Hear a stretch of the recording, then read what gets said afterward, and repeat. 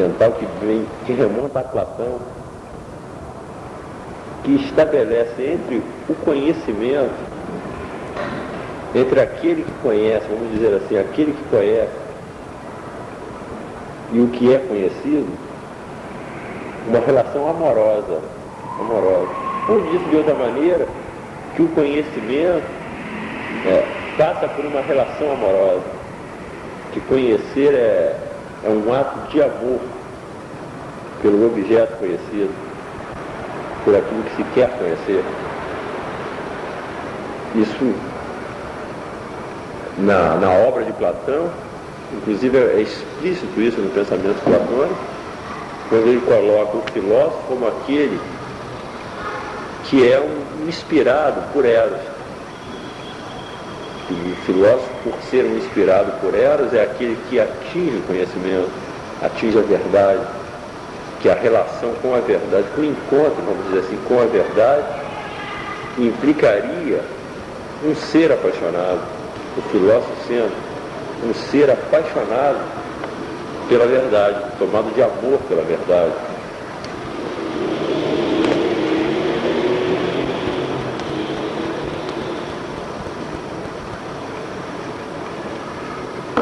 E há, por outro lado, vamos dizer, um segundo movimento, que se iniciaria como Descartes, que estabelece uma relação do conhecimento, ou melhor, que funda, coloca como princípio do conhecimento o sujeito.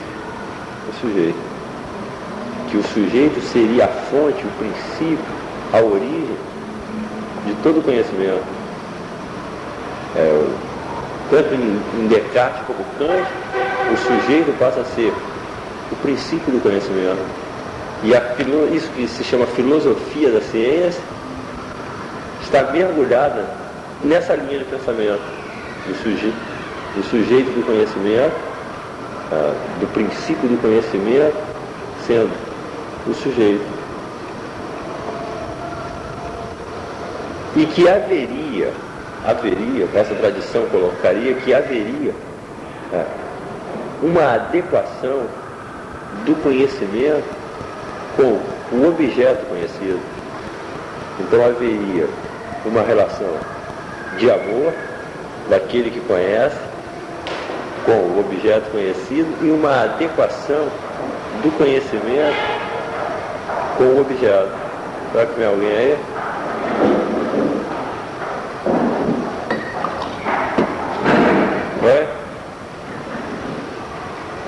Adequação do conhecimento com o objeto. Isso aí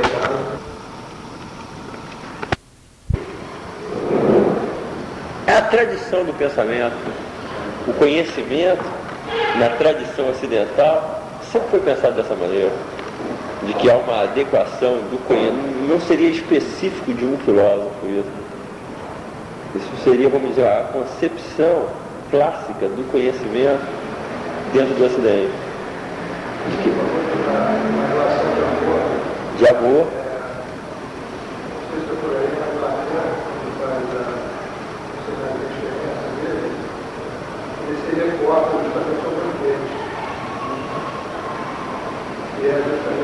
Questão do amor.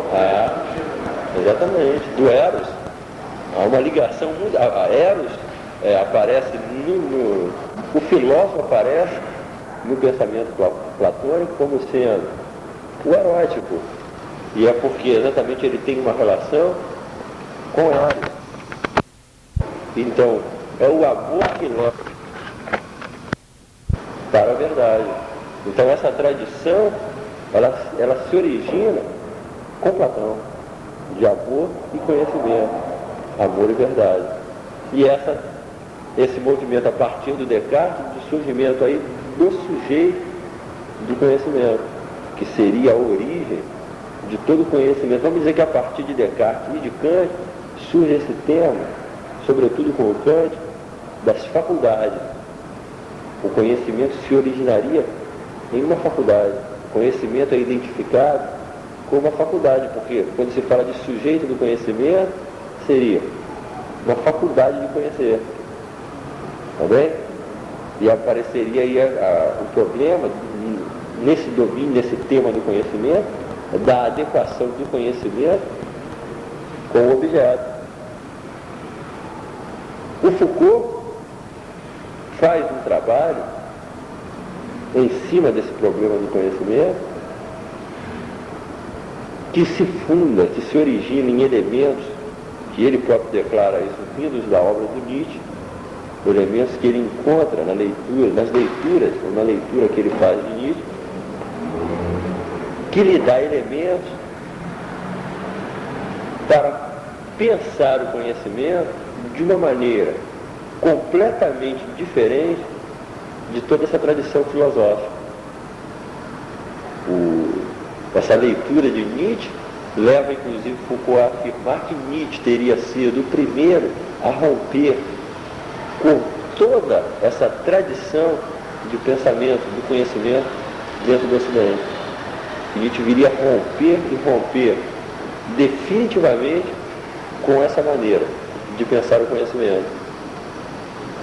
E aqui, quando Foucault se reporta a Nietzsche, ele aponta para uma distinção que Nietzsche faz, né? Invenção e origem. Invenção e origem. E que quando Nietzsche fala do conhecimento, Nietzsche não fala de origem, mas de invenção, no sentido de que o conhecimento não teria uma origem, mas seria uma invenção. Não só o conhecimento, como a religião também para Nietzsche é uma invenção, mas no caso aqui o que importaria nesse momento seria o conhecimento. O conhecimento, como os termos alemães, inclusive, que ele usa, é Ursprung e Erfindung. Ursprung seria a origem e Erfindung, invenção. Então Nietzsche diz que o conhecimento, ele tem uma Erfindung, uma invenção e não uma origem. E isso, na leitura que o Foucault faz, significaria que o conhecimento, ele não se origina em um instinto, olha só, em um instinto que seria um instinto de conhecimento, de que não haveria aí uma continuidade, ou, vamos dizer, um nascimento natural do conhecimento em um instinto que seria o instinto de conhecimento. Se aqui instinto nós poderíamos entender como paixões, apetites, vontade, que não haveria, é isso que Nietzsche estaria dizendo, um apetite de conhecimento, uma vontade de conhecimento. Isso não teria origem, seria uma invenção, exatamente. Que ele seria, o conhecimento seria um fenômeno, um acontecimento da ordem da invenção. Seria por aí que nós teríamos que entender ele. Seria um acontecimento. Se ele tem alguma relação com os instintos, sem dúvida que tem, seria uma relação não de efeito a causa, mas uma relação de efeito no sentido de que ele resultaria de confronto, de combate, de luta dos instintos e das paixões. Paixões entrariam em luta, em confronto, e surgiria daí o conhecimento. Mas o conhecimento seria um efeito de natureza diferente dos instintos e das paixões que no seu confronto o produziriam. Não estaria bem assim. Ele seria um resultado, um efeito desse confronto. E aqui aparece um modelo que é aí que o Foucault diz que é surpreendente, porque nós temos um modelo clássico que é o do amor, da conformidade, da adequação do conhecimento. E Nietzsche levando o conhecimento para o modelo do confronto, do combate e da luta. Que na origem, vamos dizer, do conhecimento, essa origem agora aspiada, estaria o confronto, a luta, o ódio. O ódio. não seria uma causa, né? Seria uma base causa. Ele resultaria desse confronto. Mas esse confronto não teria, os instintos não gerariam o conhecimento como alguma coisa que surgisse em um desejo de conhecer. Não seria isso, não seria um desejo de conhecer que produziria o conhecimento. Não seria porque os homens se aproximam da natureza tomados de amor, tomados por um sentimento, vamos dizer, de simpatia pelas coisas, que levariam os homens a produzir o conhecimento. Mas seria uma relação de confronto, tanto com as coisas como dos homens entre si. Eu acho que você colocou a tarefa, os filósofos da cultura colocaram, né, conhecimento além da vida, né, e os filósofos da cultura fazem o contrário, a vida além do conhecimento. Quer dizer, se eu estou entendendo, você está falando exatamente isso, quer dizer, essa possibilidade, né, de você vivenciar, né, o que você colocou em Platão como singular, né, poder vivenciar isso. Né, é isso que talvez os filósofos da cultura estejam pensando.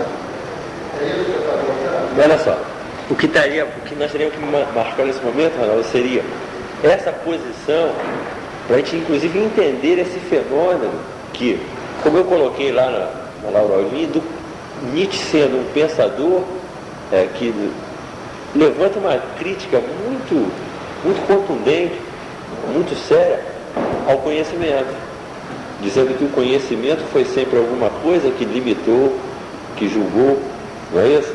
Que mediu a vida. E, nesse momento, o Foucault fazendo um trabalho que ele diz que se origina no Nietzsche, ele diz que quer fazer uma história do conhecimento, ou uma história da verdade.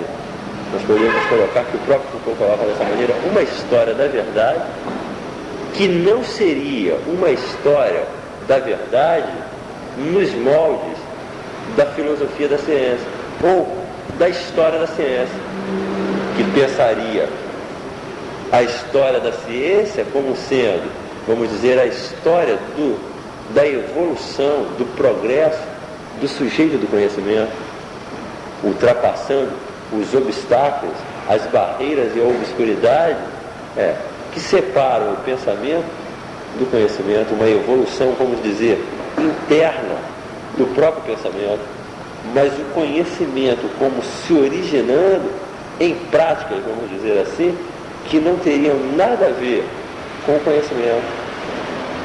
Olha só, práticas, e práticas aí num sentido até muito, muito concreto, vamos dizer assim, práticas sociais, práticas políticas. Porque o que o Foucault quer fazer, e ele diz que foi Nietzsche quem permitiu isso a ele, é o que ele chama de uma política da verdade, ou uma história política da verdade, no sentido de que a verdade está inserida em todo um domínio político, de relações sociais, relações econômicas. Ela está inserida em práticas sociais, sobretudo, segundo Foucault, em práticas judiciais, que a verdade o conhecimento emergiria de práticas judiciais. Ora, práticas judiciais não tem nada a ver com desejo de conhecimento, porque trata-se, no domínio da justiça, desse domínio do jurídico, vamos dizer assim, de que se trata aí? De arbitrar conflito entre os homens, de impor penas, punições a determinadas faltas, a determinados crimes que os homens cometem nas relações que eles estabelecem. Está bem assim?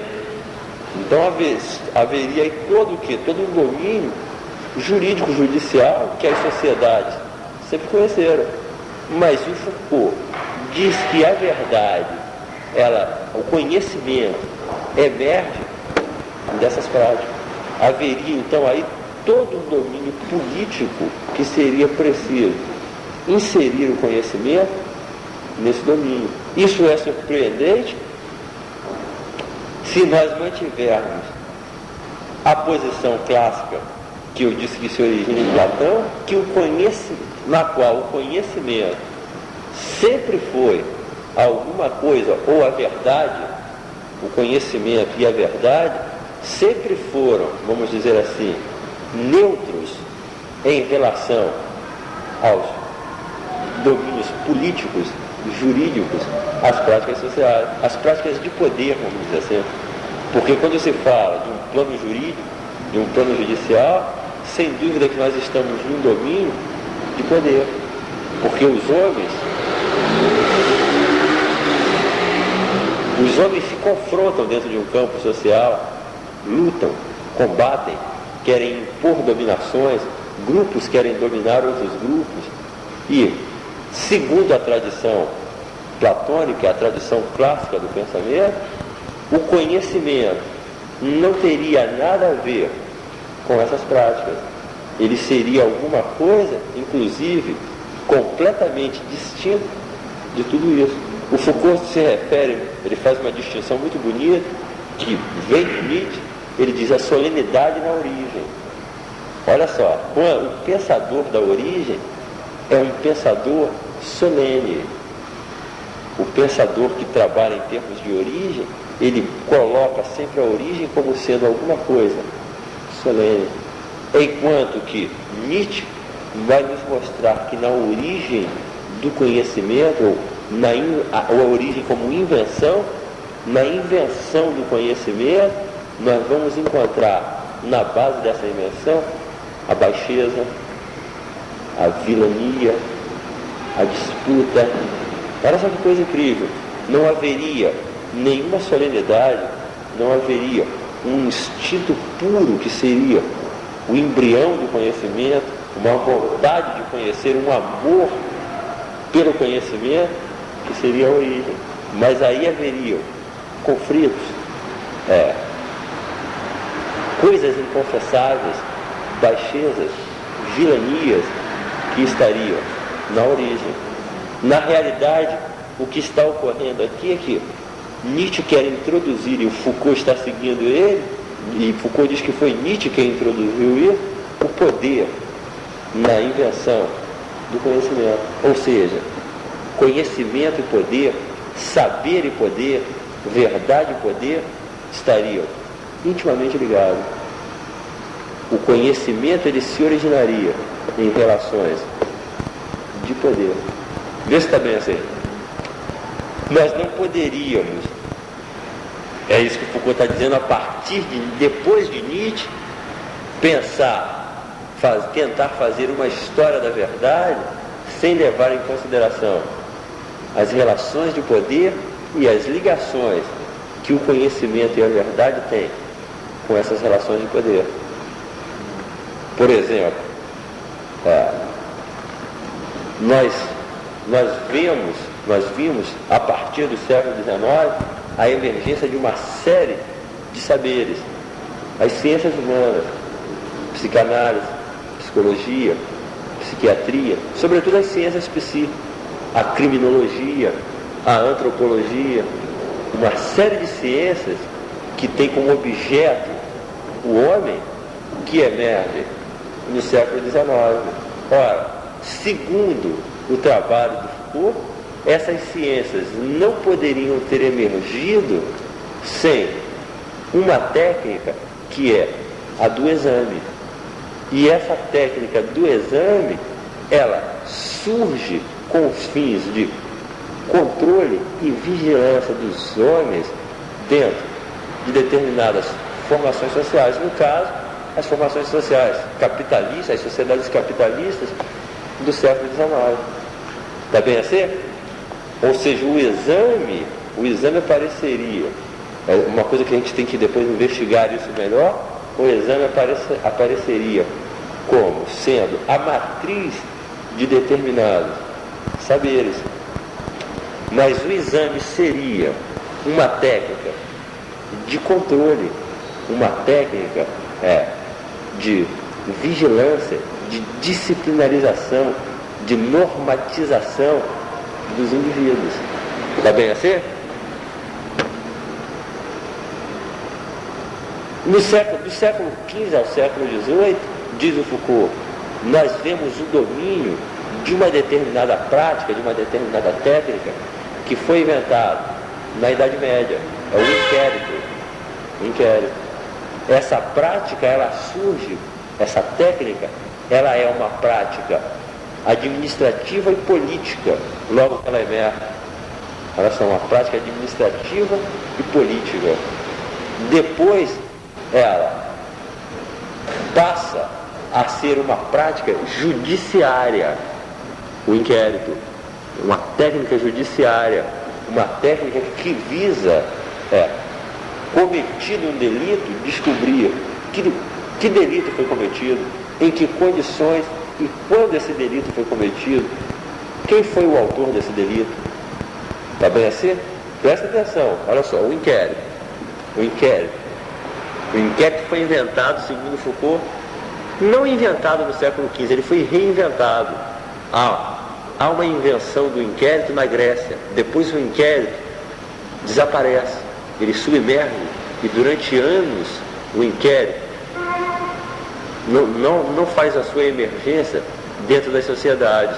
No século XV, nós vemos o reaparecimento dessa técnica que os gregos já haviam conhecido, mas depois eu vou trabalhar isso na Grécia, talvez na próxima aula a gente vai entender isso bem.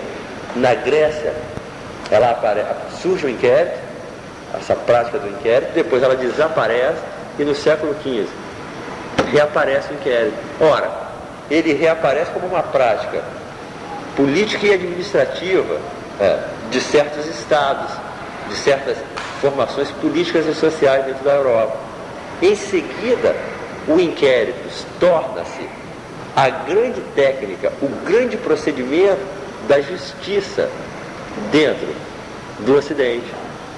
Olha só, sem o inquérito não se poderia ter formado o tipo de justiça que a Europa clássica constituiu. Então o inquérito, ele quando o Estado se apodera dele para constituir, vamos dizer, o seu poder judiciário, ora, o inquérito aqui ele tem fins que são completamente diferentes de fins de produzir saber, pelo menos à primeira vista. A questão dele seria aí regular a justiça, punição entre os homens, elucidação de crimes, mas o Foucault diz que o inquérito vai ser a matriz das ciências humanas. Domínios como a da zoologia, da botânica, da geografia, da economia, não poderiam ter se constituído sem o inquérito. Então, quer dizer, o método é o mesmo, né? Da ciência e do modelo do inquérito. Mais do que isso. Mais do que isso. Porque veja só, quando o Foucault diz que o inquérito permitiu a formação das ciências humanas, ou das ciências naturais, e o exame, a formação das ciências humanas, é isso que a gente precisa entender, que eu comecei falando, para a gente poder chegar aqui e ter elementos. Que o que vai se constituir são os objetos, os discursos e até o sujeito. Até o sujeito do conhecimento, ele vai ser uma invenção dessas práticas sociais. Ou seja, nós vamos ver o sujeito do conhecimento tendo, vamos dizer, rostos diferentes, máscaras diferentes, dependendo das sociedades onde ele emerge, das relações que atravessam essa sociedade, de todo o tecido político e social de onde emerge. conhecimento. O poder, olha só, as relações de poder, elas gerariam objetos, discursos e gerariam sujeito. Vê se está bem. E geraria toda essa máquina que existe, por exemplo, que é a máquina do... Sim, porque são as relações. Porque veja bem, a justiça, ela se apodera desse procedimento do inquérito. Ora, o Estado se apodera para constituir, para passar, vamos dizer, a justiça para o domínio do Estado. Para o domínio, porque se eu estou dizendo isso é porque nem sempre a justiça foi um problema do Estado. Nem sempre o Estado apareceu como um mediador dos litígios, dos conflitos entre os homens. Num determinado momento, o Estado assume essa posição. Tá bem? E ele não poderia assumir essa posição sem um procedimento que é o do inquérito. Foi o procedimento do inquérito que permitiu isso.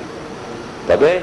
Então, o procedimento do inquérito, ele permitiu toda a organização de uma justiça, que é a justiça de Estado. Do direito clássico, vamos dizer, o direito clássico, ele se constituiu sobre esse modelo, sobre essa técnica, sobre essa prática, que é a do inquérito.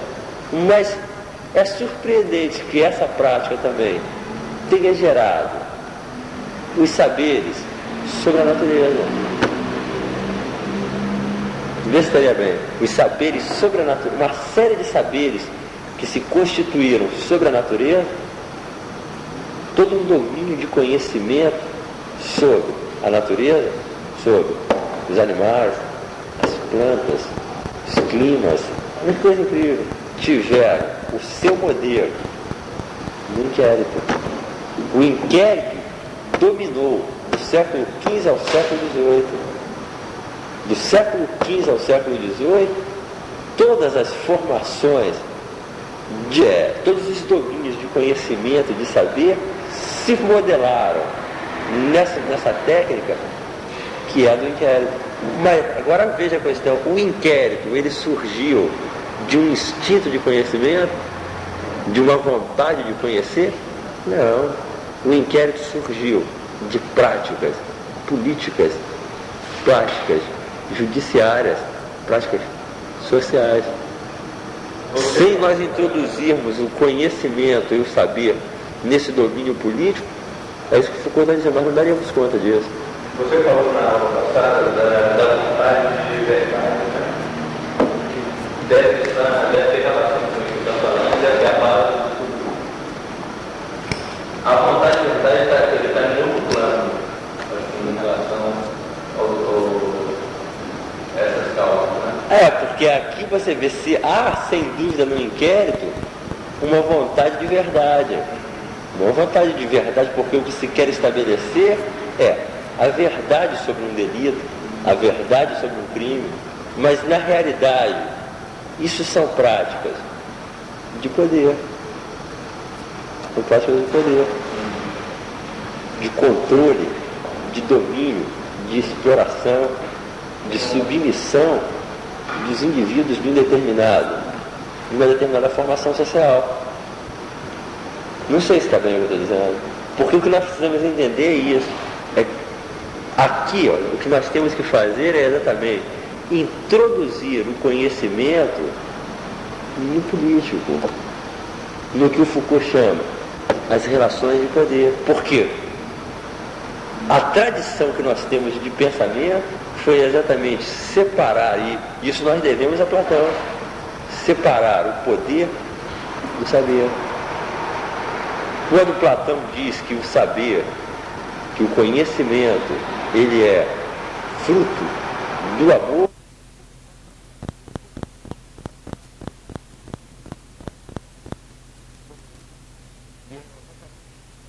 isso que o Foucault diz que Nietzsche liberou elementos para manter com isso, para nós pensarmos o conhecimento de uma maneira completamente diferente.